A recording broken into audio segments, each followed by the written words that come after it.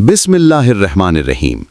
मुअज़्ज़िज़ मेहमानों, respected teachers और मेरे प्यारे दोस्तों, आज मैं आपके सामने एक ऐसे टॉपिक पर बात करने जा रहा हूं जो सिर्फ किताबों का सब्जेक्ट नहीं, बल्कि हमारी पहचान, हमारी रूह, हमारा पास्ट और हमारा फ्यूचर है। आज का टॉपिक है कल्चरल लाइफ एंड ट्रेडिशंस।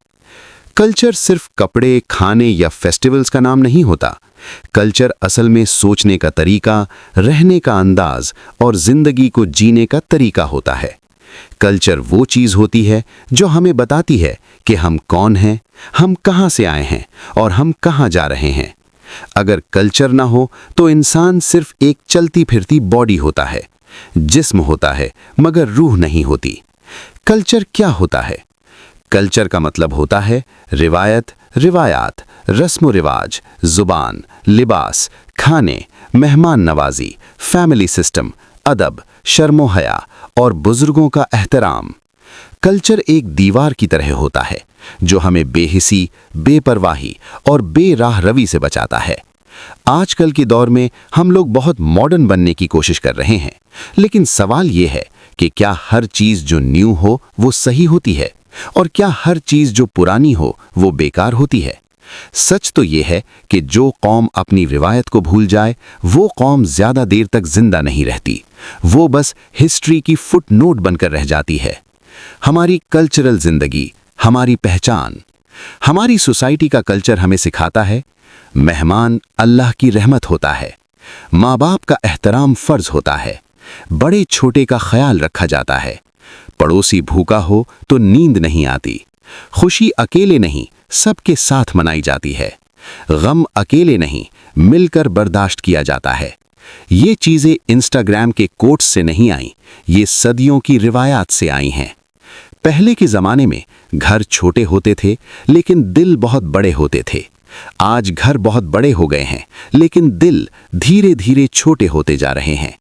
और ये सिर्फ डेवलपमेंट का नुकसान नहीं है, ये कल्चर के कमज़ोर होने का नतीजा है। फैमिली सिस्टम कल्चर की बैकबोन। हमारी कल्चरल लाइफ का सबसे स्ट्रॉन्ग पिलर है फैमिली सिस्टम।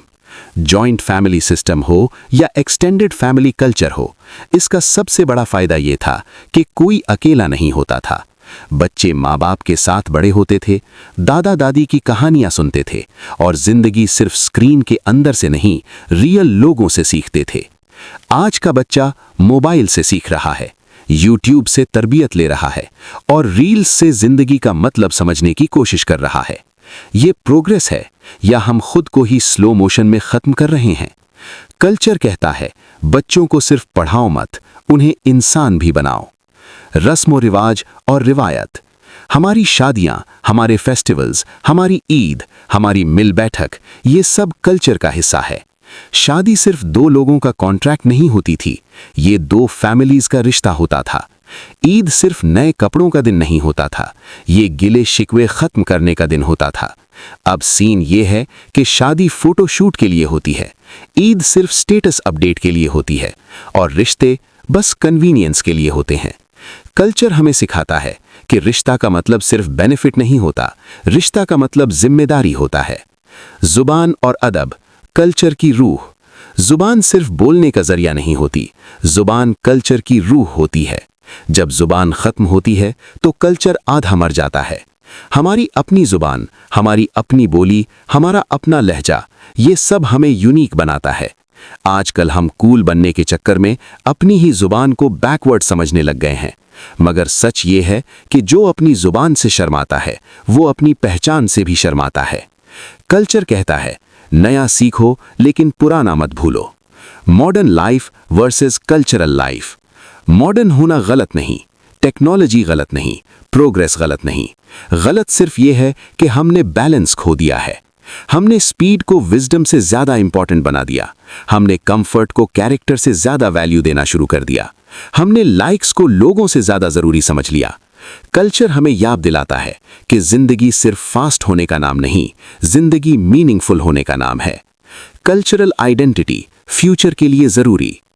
आज की जनरेशन बहुत तेज़ है, बहुत क्रिएटिव है, बहुत स्मार्ट है, लेकिन अगर इस जनरेशन के पास अपनी रूट्स का आइडिया नहीं होगा तो ये जनरेशन कहीं भी फिट नहीं हो पाएगी, न पूरी तरह अपनी रहेगी, न पूरी तरह किसी और की बन पाएगी। ये कल्चरल कंफ्यूजन सबसे खतरनाक चीज होती है। कल्चर हमें एंकर देता है, रूट देता है, डायरेक्शन देता है। जिस तरह दरख्त की जड़ मजबूत हो तो आंधी भी उसे गिरा नहीं सकती, उसी तरह जिस कौम की कल्चर स्ट्रांग हो उसे कोई ट्रेंड, कोई हाइप, कोई फेक लाइफस्टाइल आसानी से हिला नहीं सकता। हमारी जिम्मेदारी अब सवाल यह है कि कल्चर को बचाए कौन? Government, schools, social media?